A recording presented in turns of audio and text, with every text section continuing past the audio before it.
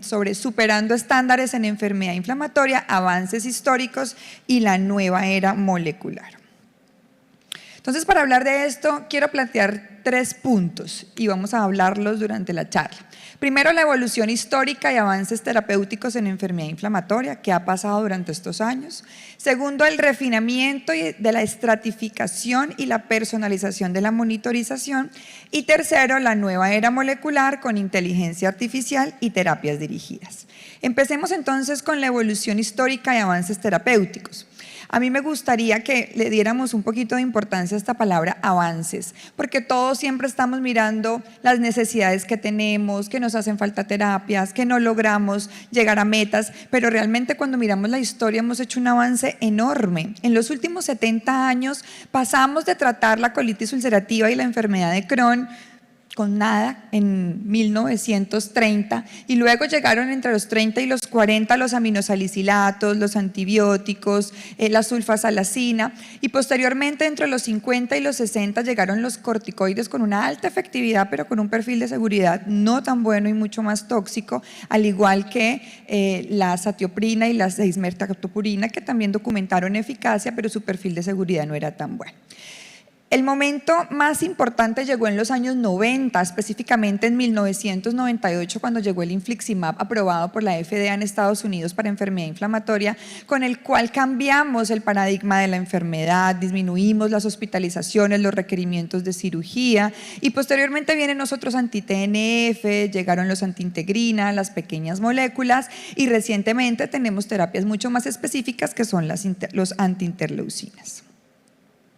En esta gráfica quiero resaltarles desde la entrada de las primeras moléculas como los esteroides que son los más antiguos hasta lo más reciente, cómo vemos el enfoque en la parte del eje de la X de efectividad y en el eje de la Y de seguridad y a nivel diagonal la efectividad del fármaco, entonces la antigüedad en el eje de la X, la seguridad en el eje de la Y y a nivel diagonal la efectividad. Entonces los esteroides llegaron con mucha efectividad pero con poca seguridad y como vemos y vamos avanzando hacia las últimas moléculas como las antiinterleucinas 23 son mucho más seguros con un adecuado porcentaje de efectividad, lo cual nos hace ver que hemos hecho un avance mucho más personalizado, más selectivo, viniendo de terapias que bloqueaban ampliamente el sistema inmunológico a terapias que son mucho más específicas. Entonces pasamos del control sintomático al control molecular y más personalizado. Y no solo eso, ya ahora no nos enfocamos solamente en terapias específicas, sino también en factores medioambientales, en la parte social, geográfica, la polución, la parte metabólica. Cada vez hay más estudios que nos documentan que los pacientes más obesos tienen peores desenlaces y no solamente el extremo de la obesidad, sino también los pacientes desnutridos o sarcopénicos que tienen mayor toxicidad por corticoides, que les funcionan menos las terapias anti-TNF por la hipoalbuminemia.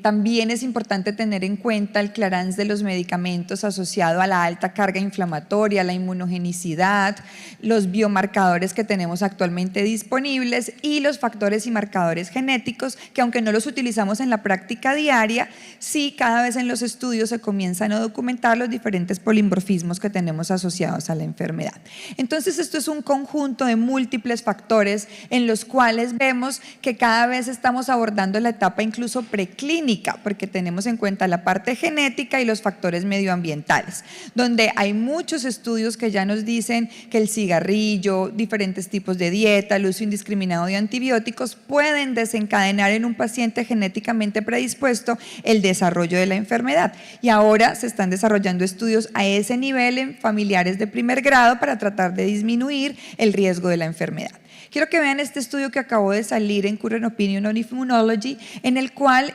hicieron un seguimiento prospectivo en una cohorte de Dinamarca, que es uno de los países que más enfermedad inflamatoria intestinal tiene, con 208 pacientes con colitis y 128 pacientes con enfermedad de Crohn y documentaron ciertas características en los estilos de vida y en el medio ambiente que podrían empeorar la enfermedad.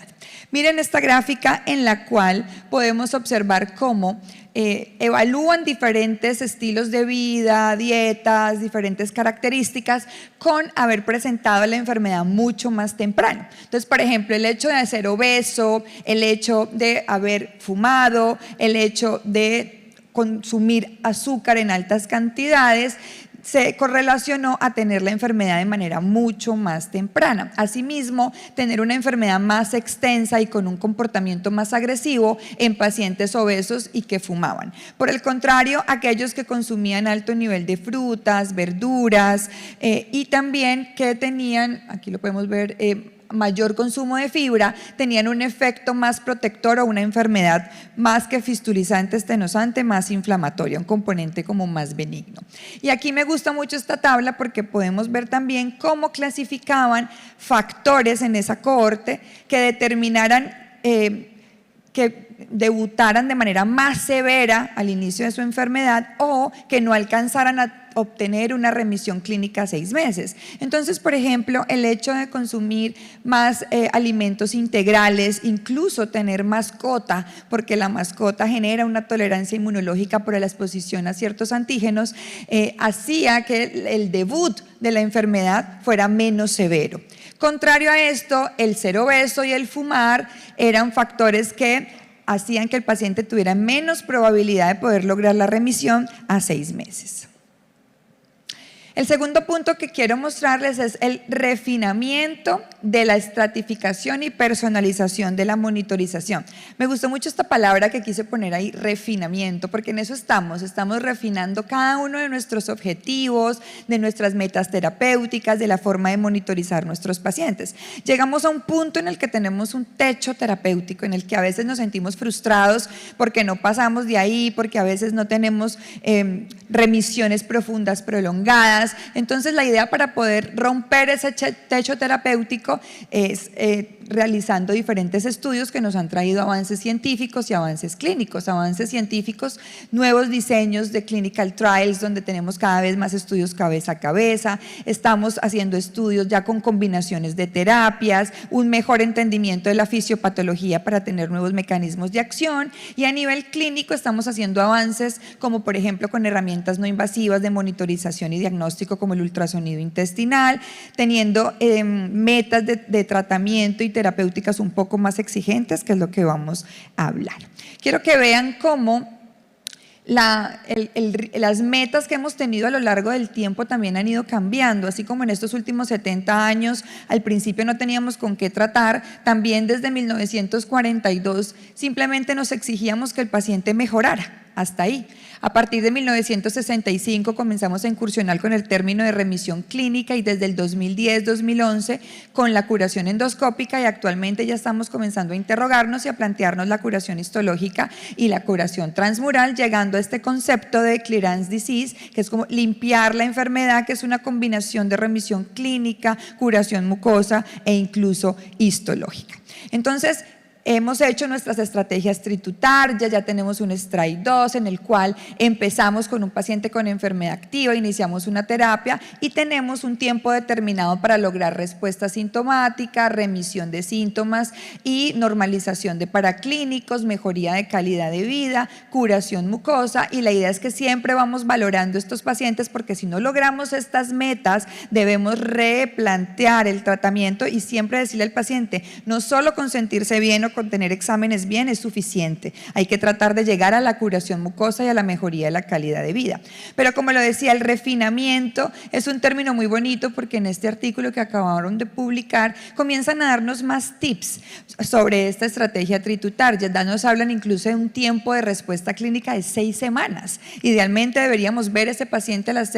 12 semanas, evaluarles score clínicos de actividad, calprotectina, PCR y, como ven ahí, uso de ultrasonido intestinal. A las 6 semanas ya deberíamos tener mejorías en los milímetros de la pared intestinal evaluado a nivel, comparado con el nivel basal, con el Doppler, la señal Doppler para mirar actividad a nivel de la barrera de la pared intestinal. Y a los 3 a 6 meses, idealmente tener ausencia de síntomas, normalización de biomarcadores y de nuevo realizar seguimiento con ultrasonido, llegando a los 6 a 12 meses con la meta de tener score de CCD en Crohn menor de 3 y de mayo, idealmente de 0, para poder lograr curaciones de la mucosa. Luego de esta estrategia Treat to Target viene el consenso Spirit, que pasamos de tener una estrategia por objetivos a ser un poco más ambiciosos y tratar de lograr modificar la enfermedad. Y para esto entonces se interrogan la curación transmural y la curación histológica para tener impacto en calidad de vida, para producir regresión en las complicaciones con menos hospitalizaciones, menos resecciones, menos riesgo de ostomías, menos riesgo de síndrome de intestino corto. Quiero que vean cómo la calidad de vida ha sido uno de los factores más importantes que han impactado en estos objetivos y en estos avances que hemos hecho en enfermedad inflamatoria. Hay muchos ya metaanálisis que correlacionan la mejoría de la calidad de vida con mejores desenlaces clínicos, pero ¿cómo lo hacemos? Este estudio acabó de salir publicado y nos muestra una de las estrategias en las cuales indicaron terapia cognitivo-conductual, un tipo de psicoterapia en este estudio prospectivo aleatorizado en pacientes a nivel basal y luego de los 6 meses, y les evaluaron todas las escalas de ansiedad, depresión, sexualidad, pero también les evaluaron biomarcadores y índices de actividad de la enfermedad como el CEDAI. Y como vemos allí en la gráfica, estos pacientes mejoraron todas estas escalas de calidad de vida, ansiedad, depresión, pero también disminuyeron biomarcadores y mejoraron los scores de actividad, en este caso de enfermedad de Crohn. Por lo cual cuidar la mente también es tratar la inflamación, y la psicoterapia es parte del nuevo enfoque holístico de la enfermedad inflamatoria. Quiero finalizar este refinamiento con esta gráfica en embudo. La acabé de ver en el Journal de Croncolitis que salió recientemente y me pareció muy interesante porque vemos en la parte amplia del embudo lo que veníamos haciendo. Síntomas, la curación endoscópica, que era como lo más ambicioso que teníamos, pero cada vez ese embudo nos va llevando hacia su parte más angosta, que son objetivos compuestos. La idea es que podamos lograr ese clearance disease con remisión clínica endoscópica histológica en colitis y ojalá la curación transmural en enfermedad de Crohn asociado, por supuesto, a la remisión clínica. ¿Por qué es importante la curación transmural? Esta herramienta, como es el ultrasonido intestinal, nos ha mostrado de una manera más fácil para poderla evaluar, porque usualmente lo hacíamos con enterorresonancia. Cada vez nos están sugiriendo que evaluemos la curación transmural en el Crohn durante todo el seguimiento, y por ejemplo en este estudio documentan que cuando normalizamos esos hallazgos de la pared intestinal junto con calprotectina fecal normal, se asociaba a menor progresión del daño intestinal y menor riesgo de recaída en estos pacientes con enfermedad de Crohn. Y ese concepto de curación transmural no solamente es en enfermedad de Crohn, también se habla en colitis ulcerativa, porque como ustedes ven en la gráfica, eso es un sigmoides con una pared claramente engrosada, con pérdida del patrón de estratificación, con alteración en la hiperecogenicidad, donde no solamente se ve alteración de la mucosa, sino también alteración de la submucosa, se ve engrosada, hiperecogénica. Entonces, en este estudio documentaron que la curación transmular en colitis se asociaba con menor riesgo de recaída y también con disminución de la posibilidad de requerir medicamentos a largo plazo. Esta curación transmural va ligada con el objetivo de curación histológica en colitis, que por qué es tan importante, por qué debemos tratar de llegar allá y por qué los estudios están todos tratando de evaluar curación histológica, porque no nos podemos confiar con la curación endoscópica. Cuando evaluábamos Mayo 1, que antes era parte como de nuestros objetivos y éramos un poco más laxos, con Mayo 1 había hasta un 43% de pacientes activos a nivel histológico, y cuando somos más estrictos con un Mayo 0, incluso hasta el 13% tiene actividad histológica, y esta actividad histológica se relaciona en los metaanálisis con mayor riesgo de cáncer colorectal en los pacientes con colitis ulcerativa. Por tanto, es muy importante poder tener estos dos conceptos juntos, el de curación endoscópica histológica, para poder llegar a ese clearance disease que nos va a demostrar que tendremos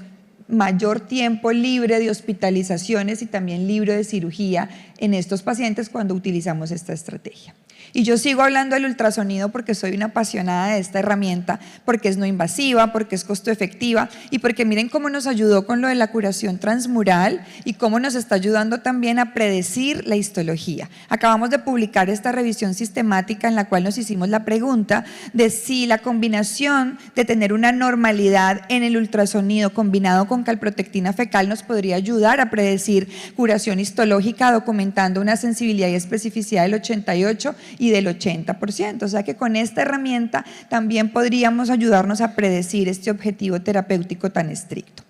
Para finalizar, quiero comentar sobre la nueva era molecular, inteligencia artificial y terapias dirigidas. Definitivamente la inteligencia artificial llegó para quedarse y para ayudarnos. Yo no le tengo miedo a la inteligencia artificial, yo pienso que ella no nos va a reemplazar, ella lo que va a hacer es que nos va a potenciar a todos aquellos que la usemos. Y vemos cómo la inteligencia artificial utiliza endoscopia, histología, genética, historia clínica para poder determinar predicción de la enfermedad, caracterización de la enfermedad, respuesta al tratamiento, riesgo de neoplasias, y vemos que desde el 2019 se han disparado los estudios de inteligencia artificial en enfermedad inflamatoria. Quiero mostrarles este que salió publicado la semana pasada, en el cual hicieron un modelo de inteligencia artificial combinando imágenes de endoscopia e histología para poder determinar actividad y remisión de la enfermedad, y lograron sensibilidades y especificidades del 90 al 93% para predecir respuesta al tratamiento y remisión histológica. Entonces,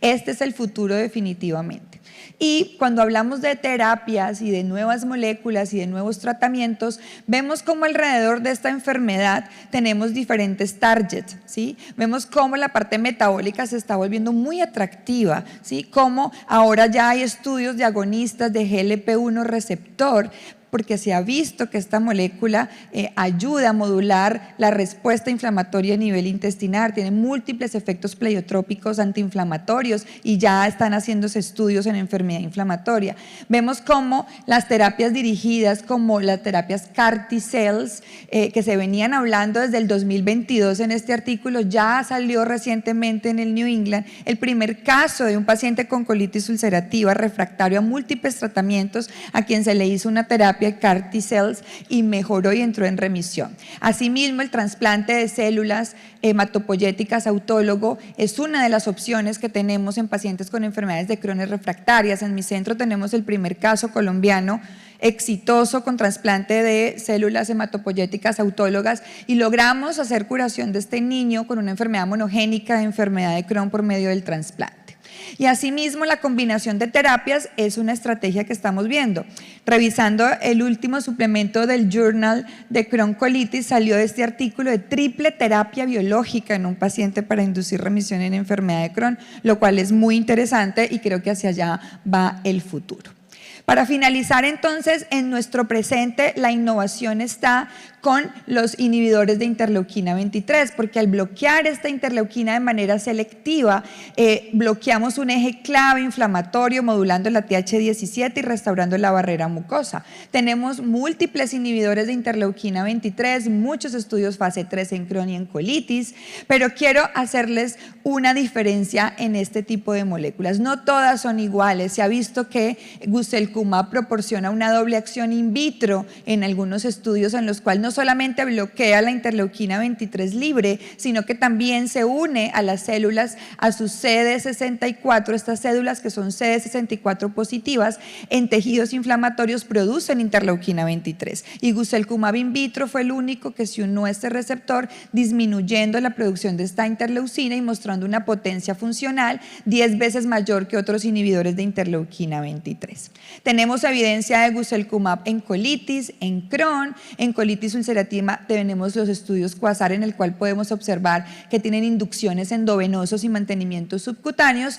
con remisiones clínicas de más del 45%. Pero me quiero enfocar en Crohn porque ustedes son un país de enfermedad de Crohn y tenemos los estudios Galaxy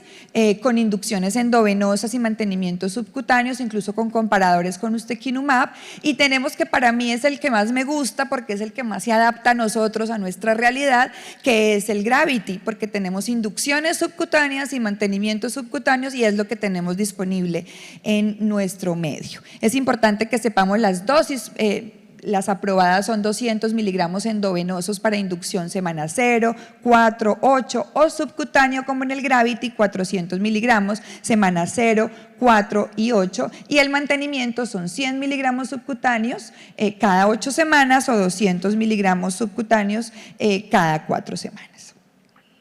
Quiero que vean aquí en el Galaxy, en los Galaxy, cómo fueron muy ambiciosos en los outcomes, combinaron remisión clínica y respuesta endoscópica, logrando porcentajes hasta el 47%, y cuando hablamos de remisión profunda hasta el 33.8%. Pero cuando nos enfocamos en el Gravity, que es el que nos aplica, porque ustedes tienen la presentación de Guselkumab subcutáneo disponible y la aprobación, miren cómo podemos lograr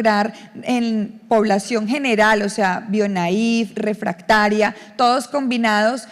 una remisión clínica a la semana 12 del 56.1%, pero uno de los porcentajes que me llama mucho la atención es que en los pacientes que fallaban a biológico el porcentaje fue mayor, fue del 6.2%, y usualmente siempre que tenemos terapias previas la respuesta es menor, y en este caso fue superior. Asimismo, la respuesta endoscópica a la semana 12 también fue del 41.3%, en bionaïf del 48% y en el de fallo biológico el 33%. Esta gráfica me encanta porque nosotros estamos buscando que un medicamento actúe rápido, y como vemos allí, Guselkumab muestra un inicio rápido y claro con el doble de pacientes respondiendo ya desde la semana 4. Y cuando hablamos de persistencia es fundamental porque muchos de nuestros pacientes tienen respuesta primaria, pero luego hacen falla respuesta secundaria, y con Guselkumab hemos evidenciado que hasta la semana 48 de seguimiento los pacientes pueden tener una eficacia y remisión clínica sostenida en más del 60% de los pacientes. En cuanto a los desenlaces endoscópicos a largo plazo, vemos que hasta 1 de cada 3 a 4 pacientes logra la remisión profunda, que es un objetivo terapéutico ideal, y hacia allá vamos con los objetivos mucho más exigentes. Entonces, los mensajes para llevar a casa en esta charla para mí es que en los últimos 70 años hemos hecho un viaje extraordinario en la enfermedad inflamatoria intestinal. Pasamos de tener a los corticoides a modificar la historia natural de la enfermedad con terapias biológicas y pequeñas moléculas.